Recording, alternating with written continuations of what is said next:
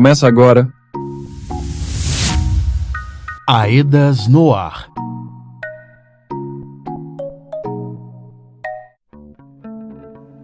Olá, está começando a nossa prosa sobre a vida na nossa região após o rompimento da barragem da Vale em Brumadinho e sobre como anda a reparação dos danos. Eu sou Lucas Jerônimo e este é o Aedas no Ar. Vem saber mais sobre a governança popular, dos projetos de demandas das comunidades para a reparação e mais.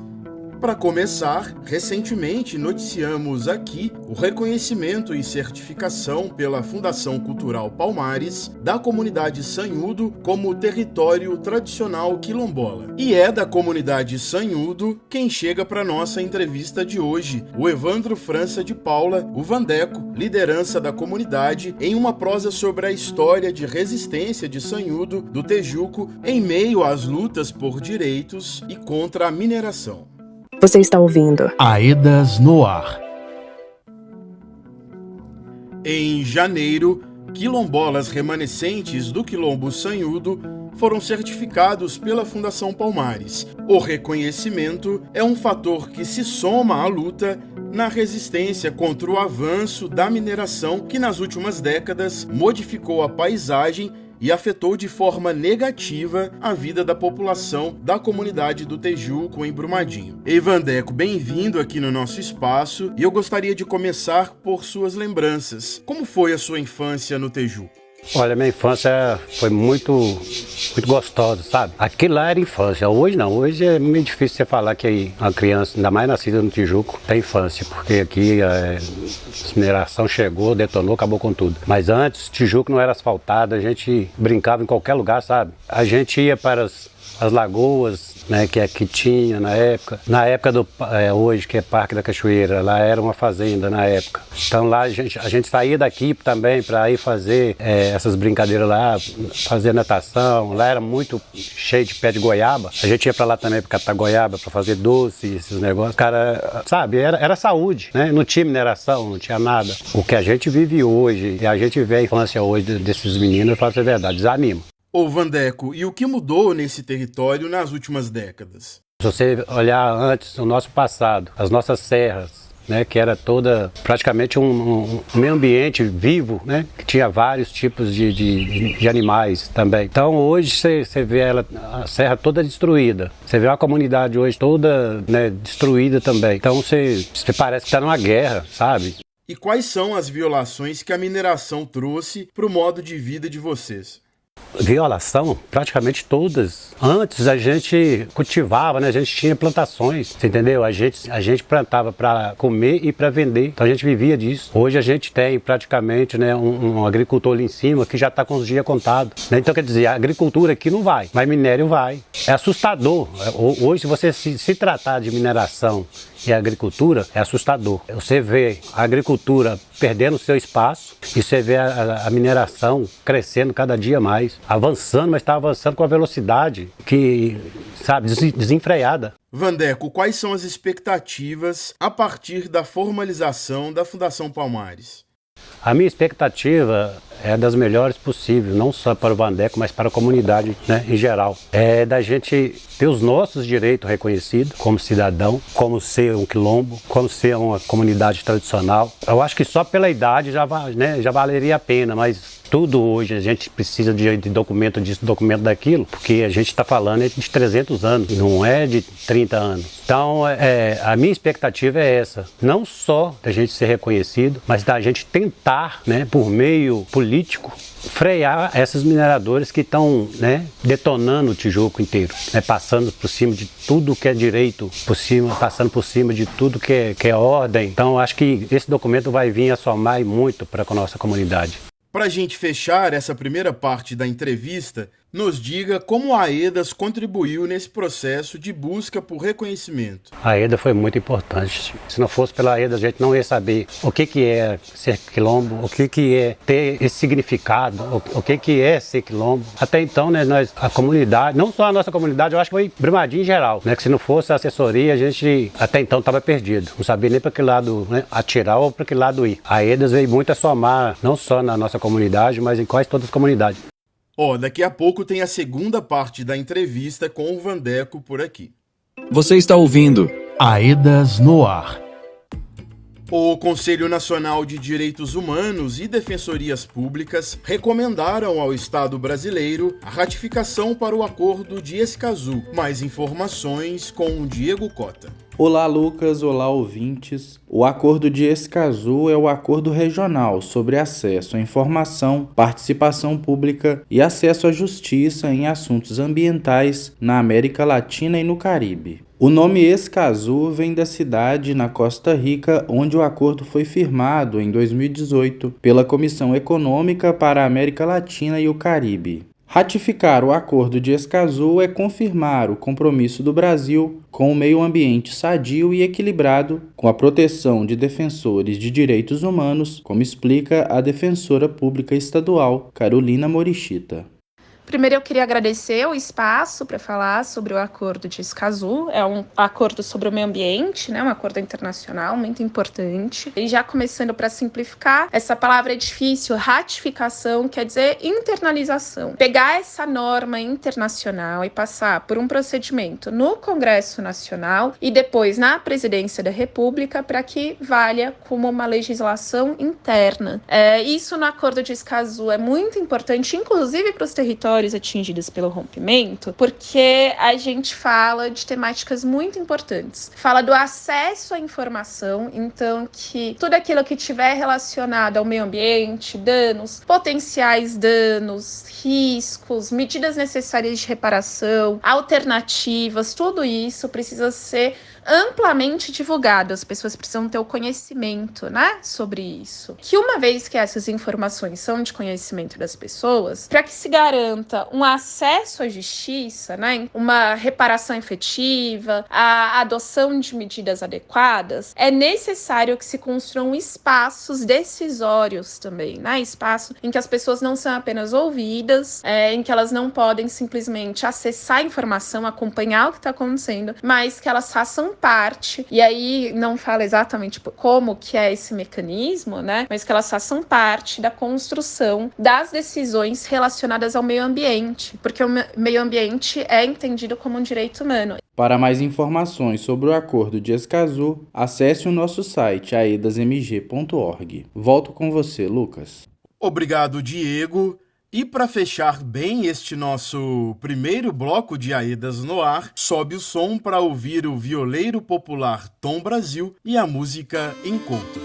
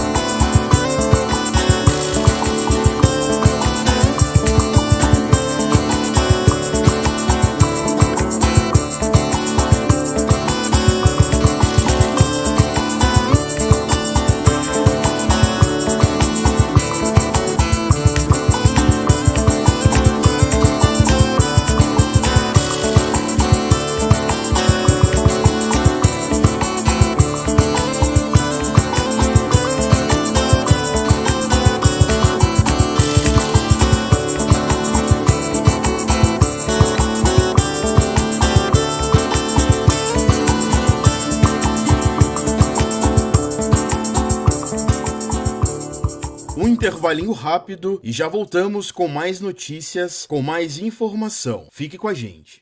Estamos apresentando. Aedas no Ar. Voltamos a apresentar. Aedas no Ar. Voltamos.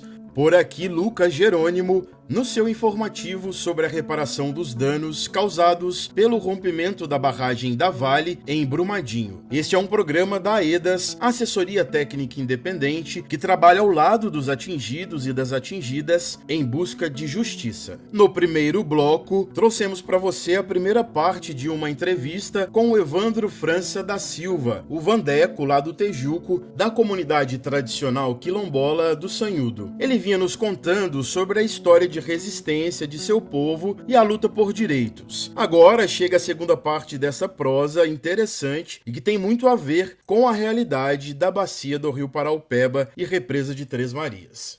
Vandeco, como você vê a importância desse reconhecimento a partir da Fundação Palmares do Quilombo Sanhudo dentro do contexto minerário? Hoje, cara, o avanço dessas mineradoras está tão desespreado, sabe? Né? Porque já vem também amarrado, né, com aqueles que poderiam estar segurando esse avanço. Se falou que é impacto, as mineradoras hoje fazem todos os tipos de impacto impossível. Aqui na nossa comunidade tem até briga de mineradoras, entre elas mesmas.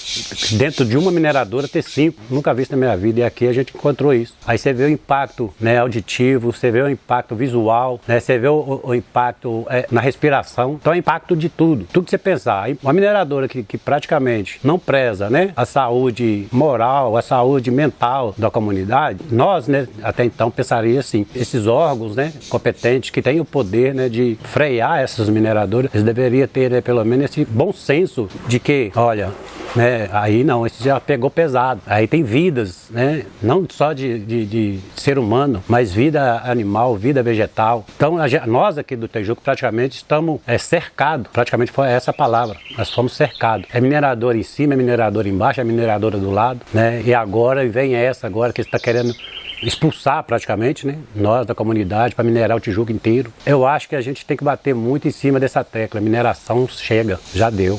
Para finalizar a nossa conversa, Vandeco, eu gostaria que você nos falasse sobre o significado do território do Tejuco para sua história, para sua vida. Aqui está enterrado meu bisavô, meu avô, minha mãe, meu pai e aqui, meu irmão, e aqui vai eu. Daqui não tem dinheiro que, sabe, que compra esse legado meu, melhor dizendo. É um legado tão, sabe, tão sofrido e ao mesmo tempo tão gostoso, ao mesmo tempo. É você chorar de alegria e você chorar de dor. Então será que tem dinheiro que compra isso? Não pode ter. Valeu, Vandeco, muito obrigado e seguimos juntos nesta caminhada. Reparação integral. Vamos em frente com mais informação. No encontro com a entidade gestora do Anexo 1.1, no sábado, dia 13 de abril, os povos e comunidades tradicionais de Brumadinho e da região 2 entregaram um documento com demandas e diretrizes que foi elaborado com o apoio da equipe de povos e comunidades tradicionais da AEDAS. Os detalhes com o Diego Cota. O documento Demandas e Diretrizes das Comunidades Tradicionais para Diálogo com a entidade gestora do Anexo 1.1 tem como objetivo ser uma ferramenta dos PCTs das regiões 1 e 2 na luta pela participação efetiva na governança popular do anexo que está sendo construída nesse período de formulação da proposta definitiva. A coordenadora da equipe de PCTs da AEDAS, Beatriz Borges, nos explicou como se deu a formulação do documento. O documento foi construído em diversas etapas com os povos e comunidades tradicionais atingidos, desde as reuniões de comissão, às antigas rodas de diálogos, aos antigos espaços do grupo de atingidos e atingidas, a visitas técnicas, visitas comunitárias, para compreender e dialogar com eles quais eram as suas demandas referente a esse anexo, né? Nele são apontadas diretrizes, o direito à consulta livre, prévia e informada, a autodeclaração como critério fundamental de reconhecimento dos PCTs no processo do anexo 1.1, além de outras questões que visam nortear a entidade gestora para a garantia da participação das comunidades tradicionais. E ao final de fazermos todos os espaços participativos e recolher essas informações, sistematizamos tudo isso em um documento e validamos eles e apresentamos eles em reuniões preparatórias com os povos e comunidades tradicionais atingidos e assessorados pela EDAS. E assim nasce esse documento que foi entregue para a entidade gestora no dia 13 de 4 de 2024, que é o momento 2 da entidade gestora com os povos e comunidades tradicionais. Dentro do período para a construção da proposta definitiva, nos espaços participativos, os PCTs têm destacado a importância de serem reconhecidos em suas particularidades, visto a diversidade dos povos e comunidades tradicionais atingidos na Bacia do Paraupeba. Reparação integral. Em paralelo às atividades da entidade gestora, a EDAS promoveu espaços coletivos preparatórios com as comunidades, onde os técnicos e técnicas da ATI auxiliaram os atingidos na compreensão da metodologia e elaboração de propostas a partir do Manual das Comunidades, construído pela entidade gestora. Os espaços preparatórios realizados pela EDAS antecedem os encontros regionais e o da Bacia, este segundo ao final do prazo de 90 dias. A advogada Gabriela Cota, gerente-geral da EDAS, que acompanha o anexo 1.1, avalia que o período dos 90 dias é de extrema importância para a concretização de medidas que devem buscar a reconstrução das comunidades atingidas. Os encontros preparatórios realizados até aqui foram muito ricos e refletiram para nós com bastante nitidez e força os processos históricos e atuais da organização social das comunidades atingidas em torno da luta pela garantia dos seus direitos. Foi um longo caminho percorrido até aqui, com diversos espaços participativos para debater a governança e os caminhos para se chegar à reparação, por meio dos projetos comunitários e linhas de crédito e microcrédito. Bom, assim, mais uma vez, a assessoria técnica independente segue cumprindo a sua função, garantindo participação informada para os atingidos. E também seguiremos bem de perto nas próximas etapas. Os povos e comunidades tradicionais de Brumadinho e da região 2 entraram em uma nova fase de diálogo com a entidade gestora. O espaço proporcionou uma discussão das propostas específicas para os povos e comunidades tradicionais. Quem nos conta como foi é o comunicador Felipe Cunha. Ei, Lucas! Olá, ouvintes! No sábado, dia 13 de abril, os representantes da entidade gestora dos recursos do anexo 1.1 se reuniram com as lideranças dos povos e comunidades tradicionais das regiões 1 e 2, no Quilombo Marinhos, em Brumadinho. O encontro ocorreu para dar continuidade do diálogo para a construção da proposta definitiva da governança popular, dos projetos comunitários e fluxos de crédito e microcrédito, voltados às especificidades das comunidades dos povos tradicionais. As lideranças reforçaram a importância de serem reconhecidas em suas particularidades na formulação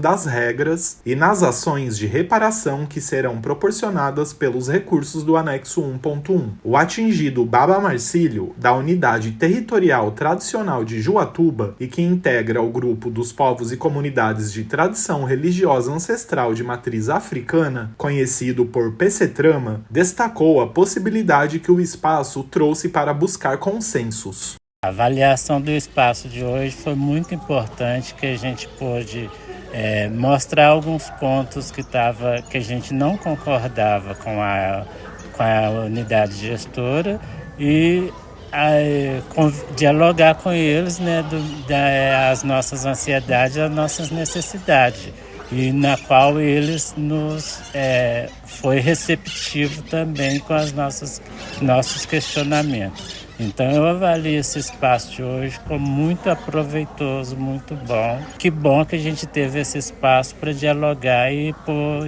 em pontos as nossas diferenças, que a gente aceita ou não. O encontro contou com a participação de várias lideranças atingidas dos PCTrama da região 2 e dos povos tradicionais da região 1, com a presença de atingidos e atingidas do Quilombo Sapé, Quilombo Rodrigues, Quilombo Marinhos, Quilombo Sanhudo e da comunidade tradicional ribeirinha da Rua Amianto, de Brumadinho. A atingida Márcia Medeiros, da comunidade tradicional ribeirinha da Rua Amianto, disse estar confiante na efetividade do anexo 1.1. A respeito desse anexo ponto 1, eu estou bastante confiante, né? Eu acho que vai ajudar muito a minha comunidade, é o que eu espero. E aí é ver como que vai ficar daqui para frente, né? A gente participar mais, ter mais participação ativa.